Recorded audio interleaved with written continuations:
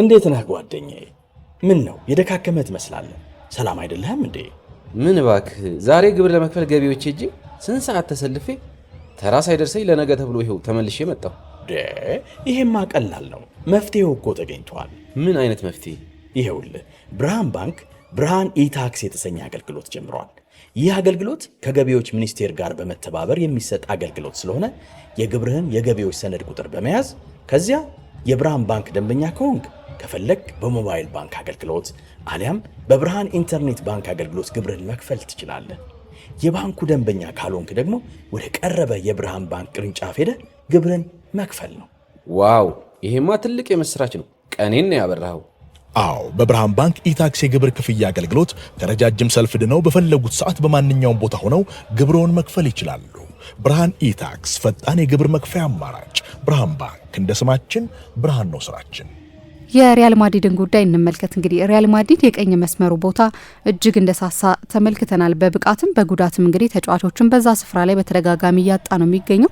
ያሉትም ተጫዋቾች በሚገባ ፐርፎርም እያደረጉ ነው ለማለት ያስቸግራል። ና ይህ ነገር እንግዲህ በሪያል ማድሪድ አሳሳቢ ደረጃ ላይ ደርሷል። እናንሳው ይህንን ጉዳይ። ሪያል ማድሪድ የቀኝ መስመር እርግማን ያለበት ይመስላል። በተለይ ደግሞ ሰሞኑን ትሬንት አሌክዛንደር አርኖልድ ከባድ ጉዳት ከገጠመው በኋላ በውድድር ዘመኑ ለሁለተኛ ጊዜ ነው ትሬንት እንዲህ አይነት ጉዳት የገጠመው። ሪያል ማድሪድ አሁን በቀኝ መስመር በመስመር ተከላካይነትም ይሁን ከነሱ ፊት ባለው በክንፍ አማካይነት በመስመር አማካይነትም ብዙ ተጫዋቾችን በቅርብ ጊዜ በጉዳትም በአንዳንዶቹ ደግሞ በታክቲካ ያለመጣጣም ምክንያት ያ የሪያል ማድሪድ ደካማው መስመር መሆን ጀምሯል። ያ ቦታ በተለይ ደግሞ በጣም ብዙ ጉዳቶች የሚገጥሙበት ነው። ምክንያቱም አሁን ሪያል ማድሪድ በቀኝ መስመር ተከላካይነት መጫወት የሚችሉ ተፈጥሯዊ የመስመር ተከላካዮች የሉትም። ይሄ ደግሞ ቢያንስ ለአንድ ወር የሚሆን ነው። ዳኒ ካርቫሃል ተጎድቶባቸዋል። እሱ ካለፈው የውድድር ዘመን የኤሲኤል ጉዳቱ ጀምሮ በተረጋጋ ሁኔታ መጫወት አልቻለም። በጣም ግሩም ሲዝን ነበር በ2023/24 የውድድር ዘመን ያሳለፈው። ከዚያ የአውሮፓ ሻምፒዮን ሆነ፣ ቻምፒየንስ ሊግ ማሸነፈ። በእኔ እምነት የቀኝ መስመር ተከላካይነቱ ካልሆነ በስተቀር የባሎንዶር ኮንቴንደር መሆን ነበረበት። ግን ለቀኝ መስመር ተከላካይ ያሽልማት አይሰጥም። በታሪክ ያሽልማት ለቀኝ መስመር ተከላካይ ለመስመር ተከላካይ በጠቅላላውም ተሰጥቶ አያውቅም። ለሁለት ወይ ለሶስት የመከላከል ተጫዋቾች ብቻ ነው ሽልማቱ የተሰጠው። ግን በዛ ሚና በጣም አስደናቂ ነበር። ግን ከዛ በኋላ በፍጹም የተረጋጋ ከጉዳት ነጻ የሆነ ጊዜ ለማሳለፍ ቸግሮታል። ትሬንት መጣ። የረጅም ጊዜ የሪያል ማድሪድ የቀኝ መስመር ተከላካይ ይሆናል በሚል ተስፋ ያሳደገው ክለቡን ሊቨርፑልን አዲስ የኮንትራት ፕሮፖዛል ሳይቀበል ቀርቶ ነው ወደ ሪያል ማድሪድ የተዘዋወረው። ግን እሱም ደግሞ በጉዳት እየተመታ ነው። እሱም በዓለም ላይ በዚያ ሚና መጫወት ከሚቀናቸው በጣም አስደናቂ ከሆኑ ተጫዋቾች መካከል አንደኛው ነው። በተለይ ደግሞ የዛ የሚና ኢንተርፕሪቴሽኑ ደግሞ ዩኒክ ተጫዋች ያደርገዋል። ግን ሁለቱንም ተጫዋቾች መጠቀም አልቻለም ሪያል ማድሪድ በዚህ ውድድር ዘመን። በአብዛኛው ጊዜ ከዚሁ እስከሚቀጥለው አንድ ወርም ድረስ እንደዛ የሚሆን ይመስላል። ወደፊት ጠጋ ብላችሁ ካያችሁትም ከአማካይ ወደፊት ያለው ስፍራም ላይ 6 ተጫዋቾች አሉ በዚያ ቦታ ላይ መጫወት የሚችሉ ተጫዋቾች። ግን 6ቱም ተዋጥቶላቸዋል ለማለት ያስቸግራል። ማስተንቱዋኖ፣ ብራሂም ዲያዝ፣ ሮድሪጎ ጎየስ፣ አርዳ ጉለር፣ ፌዴ ቫልቬርዴ፣ በአንዳንድ ጨዋታዎች ላይ ደግሞ እንዳየነው ኤድዋርዶ ካማቪንጋ እዛ ቦታ ላይ ተጫውተዋል። እና ይህንን ቦታ የራሱ አድርጎታል ብላችሁ የምትጠቅሱት የሪያል ማድሪድ የቀኝ ክንፍ ባለቤት እርሱ ነው የምትሉ ተጫዋች የለም። ለምሳሌ በግራ በኩል ቪኒሽስ ያለ ክርክር የዚያ ቦታ ተጫዋች እንደሆነ ማለት ነው። እና ብዙዎቹ ተጫዋቾች በዚህ አልተዋጣላቸውም። የትሬንት አሌክዛንደር አርኖልድ አዲሱ ጉዳት ለ2 ወር ገደማ ከሜዳ የሚያረቀው ነው። ስለዚህ ከ2026 መግባት በፊት አይመለስም። ይህን ተጫዋች ለማስፈረም የነበራቸው ጥረት ያው ከጀርባ ከመጋረጃ ጀርባ ከተደረገ በብዙ ዝውውሮች ላይ ከምናየው ከፍተኛ ጥረት ባሻገር ለዓለም የክለቦች ዋንጫ ለማድረስ በሚል የ3 ሳምንት ኮንትራት ብቻ ለቀረው ተጫዋች ወደ 10 ሚሊዮን ዩሮ ገደማ ነው ሪያል ማድሪድ የከፈለው። ጁን 30 ኮንትራቱ ያበቃ ነበር። ነገር ግን ለዓለም የክለቦች ዋንጫ እንዲደርስ በማሰብ ሪያል ማድሪድ ባልተለመደ ሁኔታ ብዙ ገንዘብ ከፍሏል። የ3 ሳምንት ኮንትራቱን ለመግዛት ነው 10 ሚሊዮን የከፈለው። አንዳንዶች ከ8 ከ10 ይላሉ። ግን 8 መሆን 10 በጣም ከፍተኛ ገንዘብ ነው። ነገር ግን ሁለቱም ተጫዋቾች ትሬንትም ካርቫሃልም ከሲዝኑ መጀመር ከኦገስት ወዲህ ሪያል ማድሪድ ካደረጋቸው 21 ጨዋታዎች በ6ቱ ላይ ብቻ ነው ፊት የነበሩት። እንዲያውም ትሬንት ሰሞኑን ጥሩ መጫወት ጀምሮ ነበር። በዛ የአትሌቲክ ቢልባኦ ጨዋታ ላይ በሪያል ማድሪድ በእኔ እምነት የሲዝኑ ምርጥ ፐርፎርማንስ ታይቶባቸዋል ከምላቸው ጨዋታዎች መካከል አንደኛው ነው። እዛ ጨዋታ ላይ ለኪሊያን ምባፔ የተለመደ በእንግሊዝ የለመድ ነው አይነት የእሱ ሲግኒቸር የሆነ አሲስት ሰጥቶ ነበር። ከዚያ ጨዋታ ላይ ነው ግን ደግሞ የተጎዳው። አሰልጣኝ አሎንሶ ከሴልታ ቪጎ ጨዋታ በፊት ሰጥቶት በነበረው ጋዜጣዊ መግለጫ ላይ 3 ተጫዋቾችን ጠቅሶ ነበር። በዚያ ቦታ መጫወት የሚችሉ 3 ተጫዋቾች ብሎ ቫልቬርዴ፣ አሴንሲዮ፣ ራውል አሴንሲዮ እና ኤደር ሚሊታኦ። አሁን 3ቱም የዚያ ቦታ ተጫዋቾች አይደሉም። በሜክሺፍት ፉልባክነት፣ በአማራጭነት፣ በአስገዳጅ ሁኔታ መጫወት የሚችሉ ተጫዋቾች እንጂ የ3ቱ መደበኛ ቦታ ያ ቦታ አይደለም። በተለይ ፌዴ ቫልቬርዴ ካሉት አማራጮች ሁሉ የተሻለውን በአንቸሎቲ ስር ብዙ ጊዜ በቀኝ መስመር ተከላካይነት ድንቅ ብቃቶች ነበሩት። ግን ከሪያል ማድሪድ የመልበሻ ክፍል ስንጥቃቶች መካከል አንደኛው ከአንዳንድ ተጫዋቾች ጋር ያለው አለመግባባት ነው ይባላል አይደለም። ሻቢ አሎንሶ ካሉት አለመግባባቶች መካከል አንደኛው ከፌዴ ቫልቬርዴ ጋር ያለው አለመግባባት ነው። ታስታውሱ እንደሆነ በካዛኪስታን ከካይራት አልማቲ ጋር በተደረገ ጨዋታ ተጠባባቂ ነበር። እዛ ጨዋታ ላይ ተቀይሮ እንዲገባ እንዲያሟሙቅ ሲጠየቅ ተነስቼ አላሟሙቅም ብሏል በሚል የስፔን ብዙሃን መገናኛዎች ብዙ ዘገባዎች አውጥተው ነበር። በኋላ ተጫዋቹ ራሱ በሶሻል ሚዲያ ቢያስተባብልም ግን አንድ ራሱ ሲናገር የሰማነው ነገር በአንቸሎቲ ዘመን ብሎት የማያውቅ አንድ ነገር ተናግሯል። እኔ የቀይ መስመር ተከላካይ ሆኜ እንድጫወት አይደለም የተወለድኩት የተፈጠርኩት የሚል አስተያየት ሰጥቶ ነበር። እሱ ብቻ ሳይሆን የቀኝ ክንፍ ተጫዋችነትም የኔ ሚና አይደለም፣ እኔ አማካይ ነኝ የሚል አስተያየት ነው በተደጋጋሚ የሰጠው። ስለዚህ በሁለቱም ቦታዎች ሪያል ማድሪድ ብዙ ችግር ባለበት በሁለቱም ቦታዎች በቀኝ መስመር ተከላካይነትም ወደፊት ፈቅ ብሎ ባለው ሚናም የመጫወት ፍላጎት የለውም። በቀደም ግን ሻቢ አሎንሶ ምን ሲል ነበር? ለቡድን መጫወት የሚወድ ከራሱ ናቹራል ፖዚሽን ወይም ይመቸኛል ብሎ ከሚያስብበት ቦታ ወጥቶ ለመጫወት ፍቃደኛ የሆነ ተጫዋች የሚል አስተያየት ሰጥቶ ነበር እና ከፊት ሪያል ማድሪድ ብዙ ችግር አለበት እንደምታውቁት በማጥቃቱም በኩል ቢሆን። አሁን የቀኝ ፉልባክን ቦታ አነሳው እንጂ ለነገሩ እንደ ዲፓርትመንት የተከላካይ መስመር በጠቅላለሁ ከኩርቷ ፊት ያለው ቦታ ባለፈው 2 ዓመት ብዙ የጉዳት ምት የደረሰበት ነው። ሩዲገር ብዙ ጊዜ ይጎዳል። አሁን በእድሜም 30ዎቹ አጋማሽን እየደረሰ ነው። ኤደር ሚሊታኦ ባለፉት 2 ሲዝኖች 2 የኤሲኤል ጉዳቶች ናቸው የገጠሙት። አሁን ደግሞ ከሴልታ ቪጎ ጋር የሪያል ማድሪድን የመልበሻ ክፍል ስሜት የረበሸ ነው የሚል አስተያየት ሰጥቶ ነበር አሎንሶ ስለዛ ጉዳት ሲናገር። ለ4 ወር ከሜዳ የሚያረቅ ጉዳት ነው። ከዚህ እስከ ሲዝኑ መጨረሻ ድረስ ያሉትን አብዛኞቹን ጨዋታዎች አይጫወትም ማለት ነው። ለዓለም ዋንጫ የመድረሱን ጉዳይ ስጋት ውስጥ ያለ ነው። ሌላ የቀኝ መስመር ተከላካይ ሆኖ መጫወት የሚችል ተጫዋች የሚል አስተያየት የሰጠበት ስለሱ ነው። የአላባ ጉዳት እንዲሁም የከፋ ነው። እሱም ይሄ ውድድር ዘመን ካለቀ በኋላ በሪያል ማድሪድ ይቆያል የሚል ግምት የለም። ዳቪድ አላባ የ2022 ቻምፒየንስ ሊግ አሸናፊ በነበሩበት ጊዜ በጣም ቁልፍ ተጫዋች የነበረ ነው። ዳቪድ አላባም አዲስ የመጣው ዲን ሃውሰን ሳይቀር ብዙ ጉዳት የሚደጋገምበት አይነት ተጫዋች ነው።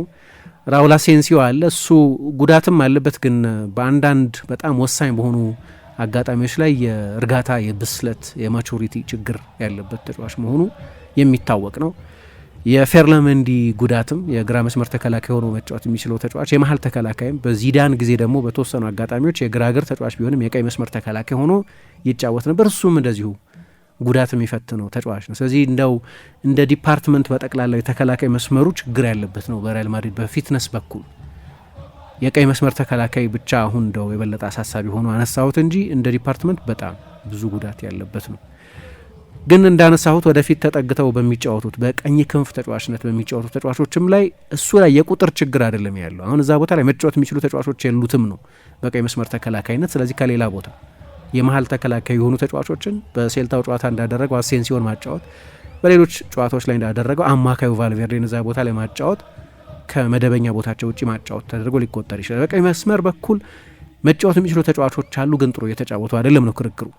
ለምሳሌ ከፓሪስ ሳን ዠርመን ጋር በከፍተኛ ፉክክር ያስፈረሙት ፍራንኮ ማስታንቱዋኖ የሚባለው ተጫዋች በጉዳት ምክንያት ከአንድ ወር በፊት ከሜዳ እስኪርቅ ድረስ 1 ጎልና 1 አሲስት ነው የነበረው። በጣም ፕሮሚሲንግ ተጫዋች መሆኑ ግልጽ ነው። የአርጀንቲና ብሔራዊ ቡድን ተጫዋች ነው። ከሪቨር ፕሌት ሲመጣ ከፍተኛ ግምት ተሰጥቶት ያው ብዙ ጊዜ ለአርጀንቲና ተጫዋቾች የሚሰጥ ተቀጽላ ቢሆንም የሊዮኔል ሜሲ አልጋ ወራሽ እየተባለ የሚጠቀስ አይነት ተጫዋች ነው። ይሄ ሸክም በፊት ለወጣት አርጀንቲና ተጫዋቾች አንድሬስ ዲ አሌሳንድሮ ወይ አሪኤል ኦርቴጋ ወይ ሳቪዮላ ወይ የሆነ ተጫዋች ብቅ ሲል አዲሱ ማራዶና የማለት አባዜ ነበር። አሁን ደግሞ የሜሲ ዘመን ስለሆነ አዲሱ ሊዮኔል ሜሲ የማለት ልማድ አለ። በከፍተኛ ኤክስፔክቴሽን የመጣ ነው። 18 ዓመቱ ነው ሪያል ማድሪድ ሲያስፈርም 17 ዓመቱ ብቻ ነው የነበረው። ነገር ግን ይህም ተጫዋች ብዙ የመሰለፍ እድል አግኝቶ በተለይ በፕሮዳክቲቪቲ ማለት ነው በጎሎች በአሲስቶች ያን ያህል የተዋጣለት ተጫዋች አይደለም።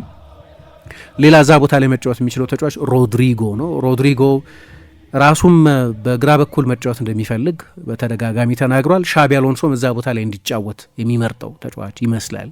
ችግሩ እዛ ቦታ ላይ ከቪኒሽስ ጋር ነው መፎካከር ያለበት። ግን ደግሞ ራሱ እንደ ፎርምም ጥሩ ፎርም ላይ ያለ ተጫዋች አይደለም። ላለፉት 31 ጨዋታዎች ጎል አላስቆጠረም። ይሄ በጣም የሚያስደንቅ ነው። በሪያል ማድሪድ የ123 ዓመት ታሪክ አንድ የማጥቃት ተጫዋች አጥቂ ሊሆን ይችላል ወይ የአጥቂ አማካይ ሊሆን ይችላል፣ የክንፍ ተጫዋች ሊሆን ይችላል።